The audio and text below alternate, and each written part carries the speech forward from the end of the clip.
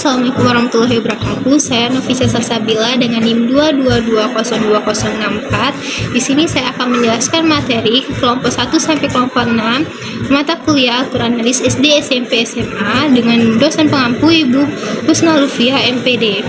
Selamat menyaksikan. Pada kelompok 1 menjelaskan yang pertama surah Al-Fatihah. Nama Al-Fatihah dipilih karena sebagai surah pertama dalam Al-Quran dan karena perannya yang konsisten sebagai pembuka dalam setiap sholat.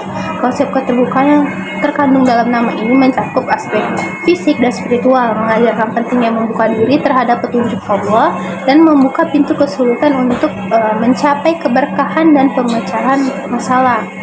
Dan surat kedua yaitu Al-Falaq. Al-Falaq disebut isim maf'ul atau sifat musyabahah yang berarti terbelah. Arti umumnya Al-Falaq berarti segala sesuatu yang tumbuh dari jabal, hujan dari awan, rumput, dan anak dari rahim ibunya. Surat ketiga yaitu surat Al-Kafirun, di mana surat ini Al-Kafirun dalam Al-Quran menekankan perbedaan antara keyakinan Nabi Muhammad SAW dan orang-orang kafir dalam menyembah Tuhan. Dalam teks dalam Al-Quran tersebut, Nabi Muhammad SAW diperintahkan untuk menegaskan perbedaan mendasar antara Tuhan yang disembahnya dengan Tuhan yang disembah oleh orang-orang kafir. Surat keempat yaitu surah Al-Ma'un. Disimpulkan bahwa surah Al-Ma'un menegaskan pentingnya kepedulian sosial, khususnya dalam membantu fakir miskin dan memberikan zakat. Surah ini mengkritik sikap egois dan tidak peduli terhadap sesama, terutama oleh orang-orang yang memiliki banyak harta, dengan menekankan pentingnya memberikan bantuan dan pertolongan dalam berbagai bentuk kesulitan. Surat ini mengajarkan nilai-nilai solidaritas, kebaikan, dan ketaatan kepada Allah. Yang kedua, menjelaskan yang pertama surah Al-Ikhlas. Nah, di surah Al-Ikhlas ini merupakan surah yang ke-19 bagi ulama yang menyatakannya di Makkiyah. Surah Al-Ikhlas tidak hanya menggambarkan tentang keesaan Allah Subhanahu wa taala, tetapi juga menetapkan ajaran tauhid kepada Allah Subhanahu wa taala yang memiliki sifat sempurna, yang tunggal dan yang menjadi sebuah zat untuk bergabung kembali bagi seluruh makhluk hidup di alam semesta ini.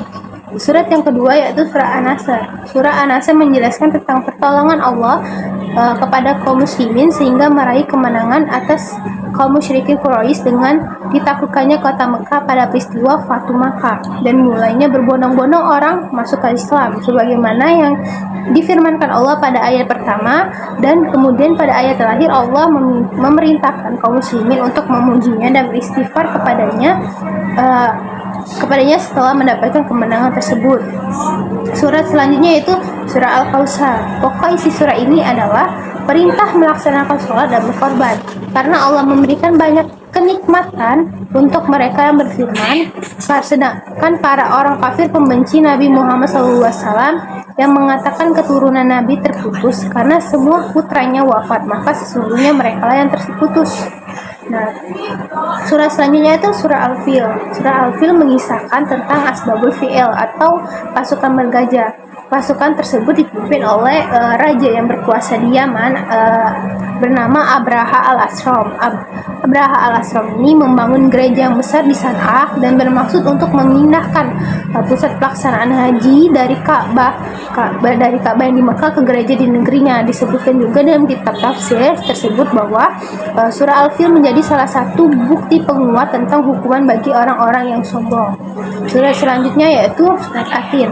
Surah ini berisi peringatan kepada seluruh manusia yang tidak mau beribadah dan diancam oleh Allah akan dimasukkannya ke dalam neraka. Selain itu, Allah yang menciptakan manusia sebagai sebaik-baiknya makhluk di muka bumi ini.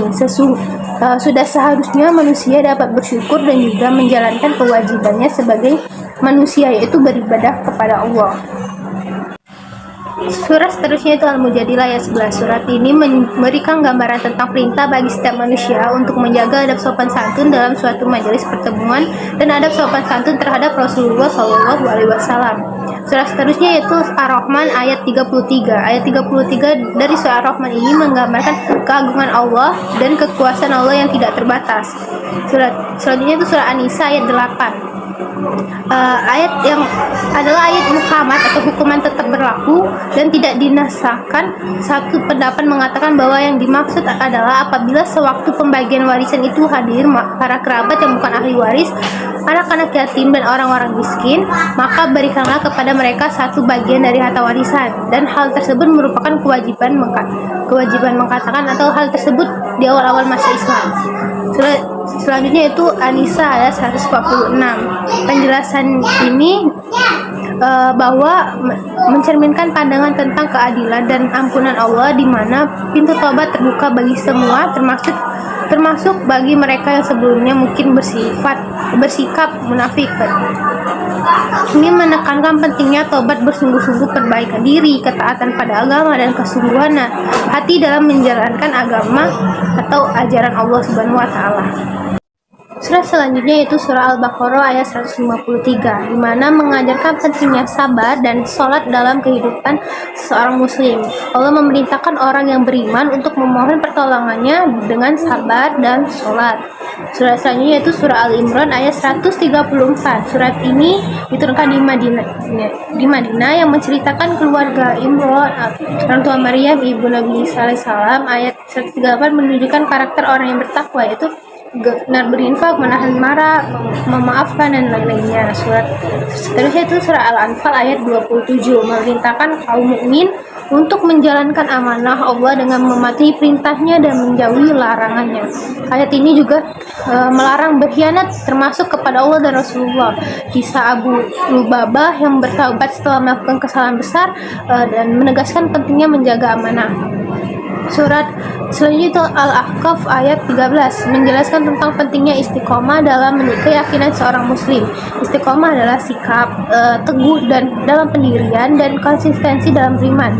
Ayat ini juga menyatakan bahwa orang-orang yang mengaku bahwa Allah adalah Tuhan mereka, kemudian mereka tetap teguh dalam keyakinan mereka, tidak akan merasa takut dan ataupun bersedih. Surat selanjutnya yaitu Al-Furqan ayat 63. Ayat ini menekankan pentingnya sikap rendah hati dan damai dalam berinteraksi dengan orang lain. Bahkan ketika dihadapi dengan perilaku yang tidak pantas, para hamba Allah ini sejati adalah mereka yang tetap tenang dan memberikan respon dengan kata-kata damai dalam situasi yang menantang. Surat selanjutnya itu Al-Isra ayat 27. Ayat ini diturunkan Allah dalam rangka menjelaskan perbuatan orang-orang jahiliyah telah menjadikan kebiasaan orang-orang Arab menumpuk harta yang mereka peroleh dari rampasan perang, perampokan, dan penyamunan. Harta itu juga kemudian mereka gunakan untuk berfoya-foya supaya mendapat kemancuran. Surah selanjutnya itu surah An-Nahl ayat 114.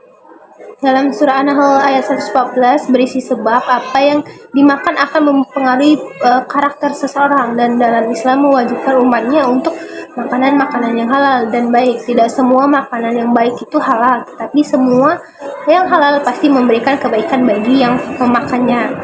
Surah yang selanjutnya itu surah Al-Maidah ayat 90 dan 91. Ayat tersebut dengan tegas menggambarkan tentang perjudian dan konsumsi minuman keras yang bertentangan dengan ajaran Islam dan prinsip-prinsip moral. Dinyatakan bahwa praktik minum-minum keras dan sebagainya adalah perbuatan keji yang dianjurkan oleh setan sebagai upaya untuk menghambat manusia dari mengingat Allah dan menjauhi jalan yang benar.